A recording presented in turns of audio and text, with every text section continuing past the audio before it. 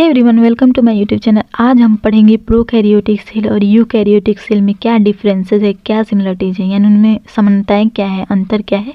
तो आइए हम शुरू करते हैं।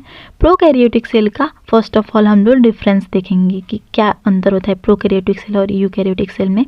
तो पहले तो ये प्रोकैरियोटिक सेल, जो प्रो का ही मतलब है प्रथम, यूकैरियोटिक यानी जो पहले जो पाया जाता होगा वो सेल वो प्रोकैरियोटिक, और ये यूकैरियोटिक यानी थोड़ा सा डेवलप्ड होकर पाया गया है ये सेल।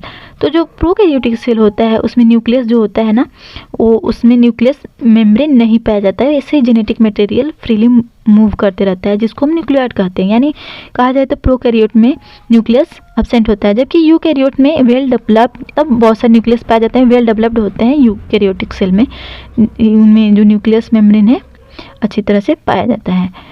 और प्रोकैरियोटिक सेल का डीएनए स्ट्रक्चर होता है सिंगल होता है और वो सर्कुलर होता है, फ्रीली ऐसे ही साइटोप्लाज्म में वो मूव करते रहता है जी। और प्रोकैरियोटिक सेल में प्लाज्मिड्स पाए जाते हैं, जबकि यूकैरियोटिक सेल का जो डीएनए होता है वो लीनियर होता है और उस पर क्रोमोसोम्स अच्छी तरह से पाए जाते हैं। और आगे हम देखेंगे कि जो प्रोकैरियोटिक सेल है उनमें सेल जो मेम्ब्रेन बाउंड ऑर्गेनल्स होते हैं वो एब्सेंट होते हैं, जो अनुपस्थित होते हैं प्रोकैरियोटिक सेल में, जबकि यूकैरियोटिक सेल में अच्छी तरह से प्रेजेंट होते हैं। जैसे कि आपने सेल के बारे में पढ़ा होगा, प्लांट सेल, एनिमल सेल के बारे में, ऑर्गेनल्स के बारे में। तो जैसे कि उसमें पढ़ा होगा आपने माइटोकॉन्ड्रिया, एंडोप्लाज्मिक रेटिकुलम, लाइसोसोम, ये जो होते हैं ये सभी सेल ऑर्गेनल्स हैं जो कि वेल डेवलप्ड होते हैं ये यूकैरियोटिक सेल में और पाए जाते हैं, प्रोकैरियोटिक सेल में नहीं पाए जाते हैं। उसके बाद से हम आगे देखेंगे कि इनका साइज कैसा होता है।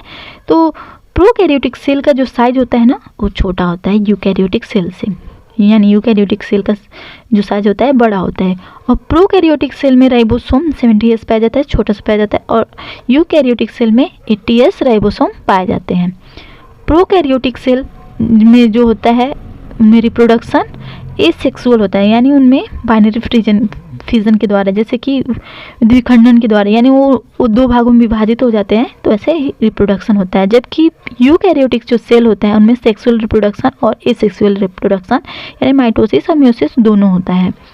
प्रोकैरियोटिक सेल में सेल वॉल जो होता है पेप्टिडोग्लाइकेन से बना होता है, यानी यह बहुत ही सिंपल सा स्ट्रक्चर पाया जाता है प्रोकैरियोटिक सेल में, जबकि यूकैरियोटिक जो सेल होते हैं वो बहुत ही कम्प्लेक्स होते हैं और उनमें जो सेलुलोज, प्लांट में सेलुलोज जो होता है, सेल वॉल होता है, सेलुलोज से बना होता है, और फंगस में काइटिन से बना होता है सेल वॉल। और ऑर्गेनिज्म देखेंगे कि कौन कौन से जीव आते हैं प्रोकैरियोटिक सेल में। तो प्रोकैरियोटिक सेल में आते हैं bacteria, archaea, cyanobacteria, blue green algae. और यूकैरियोटिक सेल में आते हैं सभी एनिमल्स, प्लांट्स, फंगी, प्रोटिस्ट। और जो प्रोकैरियोटिक सेल होते हैं यूनिसेलुलर होते हैं, मतलब एक कोशिकीय जीव होते हैं, जबकि जो यूकैरियोटिक सेल होते हैं वो यूनिसेलुलर और मल्टीसेलुलर दोनों होते हैं। यानी प्रोकैरियोटिक सेल यूनिसेलुलर होते हैं, एक कोशिकीय, और यूकैरियोटिक सेल जो होते हैं वो एक कोशिकीय और बहुकोशिकीय दोनों होते हैं।